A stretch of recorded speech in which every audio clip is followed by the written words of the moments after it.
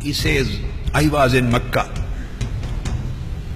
and for the last many years there was no rain in Mecca, and the people were very much upset. So it was announced that tomorrow morning there would be Salatul Istisqa, the prayer, the salat for asking the rain from Almighty Allah. So all people from Mecca, ulama, scholars, common people, they gathered, and after Fajr, after sunrise, there was Salatul Istisqa in Al-Masjid Al-Haram. And they were continuing their dua, but nothing was happening. The condition remained the same. Imam Abdullah bin Mubarak says that I was sitting next to the door of Bab Bani Shaybah. All of a sudden I saw is Akbala Ghulamun Asbad.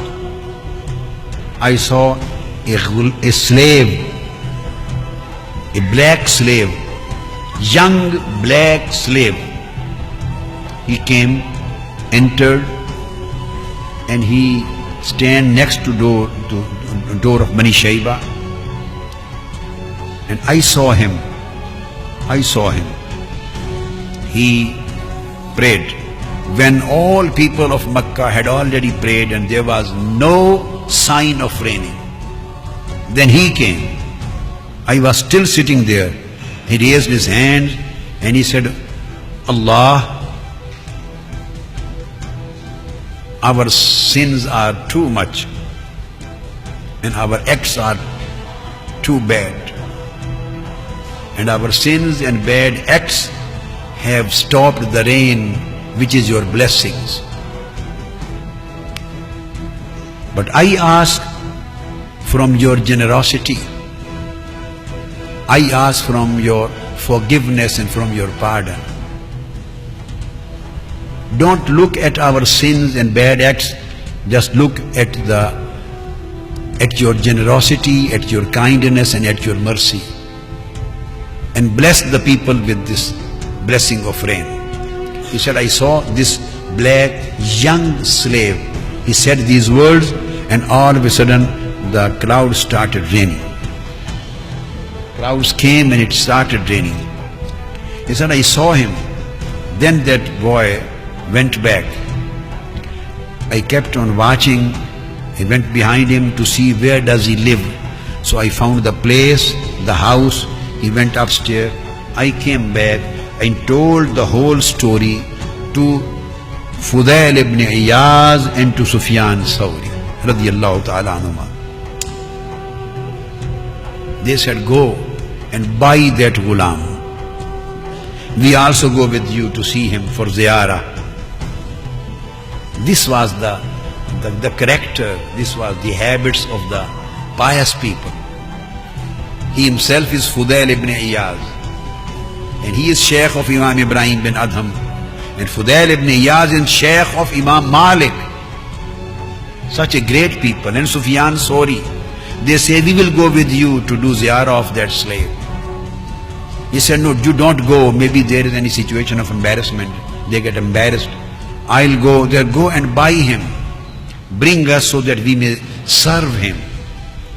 Next day, Imam Abdullah bin Mubarak went to the same house. He saw an old Meccan person sitting outside, and he was the owner of the house. He asked, do you have some slaves here? He said, yes, I have 14 slaves. They work for me and they earn and give me the money. He said, I want to buy, can you sell anyone to me? He said, yes, you can buy anyone you want. He said, can you show me the slave? He said, yes. Then he named them, called one by one. One slave came down, I saw he was not that one. I said, yes, another one, third one, fourth one, fifth one. Finally, the 14th slave came down, and he was that young man. I asked that old person, the owner of the slave, I want to buy this slave. He said, this slave would not be of any use for you. He is a sick young boy. You see, he is pale and very weak and sick, because he used to wake the whole night. He used to perform the ibadah. He used to cry the whole night. He used to eat little. That's why he was pale, he was weak. He said, I want to buy him. He said, he doesn't earn anything for me.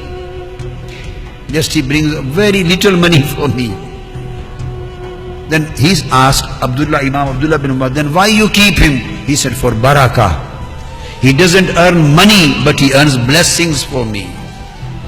We get barakah from him. He said, I want to buy him. So he sold me. That old person sold that slave to Imam Abdullah bin Mubarak. He took him.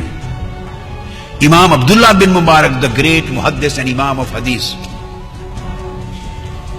amongst the companions of Imam Azam Abu Hanifa and a student of Imam Azam Abu Hanifa, and he used to give verdict and fatwa on mazhab of Imam Azam Abu Hanifa. And Imam Abdullah bin Mubarak is the muhaddis and Imam who was grand sheikh of Imam Bukhari, because Imam Bukhari's father was his student. Imam Bukhari's father, Imam Ismail, was a student of Imam Abdullah bin Mubarak, Imam Hamad bin Zayd and Imam Malik. And Imam Abdullah bin Mubarak, this is the person of that caliber, the grand sheikh of Imam Bukhari through his father. He took him, and while they were going to the house, that young slave asked Imam Abdullah bin Mubarak, why have you purchased me? I am a weak person, I can't earn that much money. This is a matter of loss for you. Why you didn't buy other slaves which were of good health and strong enough to work for you and to earn a good money for you? Imam Abdullah bin Mubarak said, O young man, I have not bought you to earn money through you. I have bought you to earn barakah from you. When the young slave heard this, the tradition is reported by Imam Abdullah bin Mubarak himself on authority of other great A'immah, and Imam Ibn Qudama is the reporter of this tradition. Traditions reported by Muhaddiseen and Fuqaha and A'immah, authorities. When that young slave, the pious wali, he was a wali of that time, when he heard that he had bought him to earn barakah, he thought, did you see me yesterday next to Bab Bani Shaiba? He said, yes, I saw you and I heard your supplication. Tears came in his eyes. And he said, everything is exposed. Everything is exposed. He asked, can you please leave me for a while to pray 2 rak'ah? That was time of Salatul Duha. He said, we are going to our house, you can pray there. He said, I don't want to keep loan of Almighty Allah on me. This is the time has started, I want to pray now. He said, yes, you can pray Salatul Duha. Imam Abdullah bin Mubarak stood there. He stayed and he waited for him. And he put his prayer mat on one side and he said, Allahu Akbar. He prayed 2 cycles of supplementary prayer of Salatul Duha, 2 rak'ah of Salatul Duha. When he finished this prayer, he raised his hand and he said, Oh Allah, you have exposed me.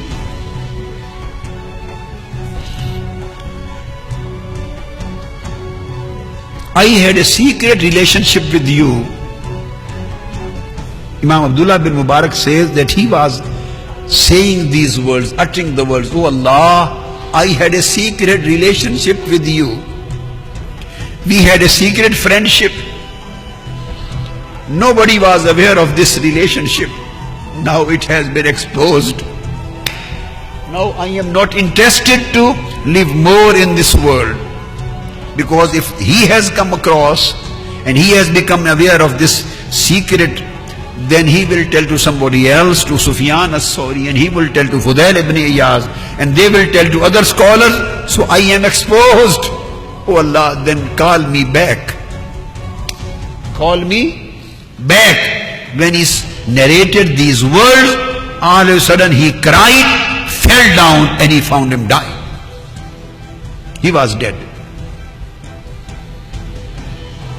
These kind of events and incidents used to take place in the early days of Islam. And these were the spiritual states and conditions which developed in the form of tasawwuf and suluk and tariqah and haqiqah.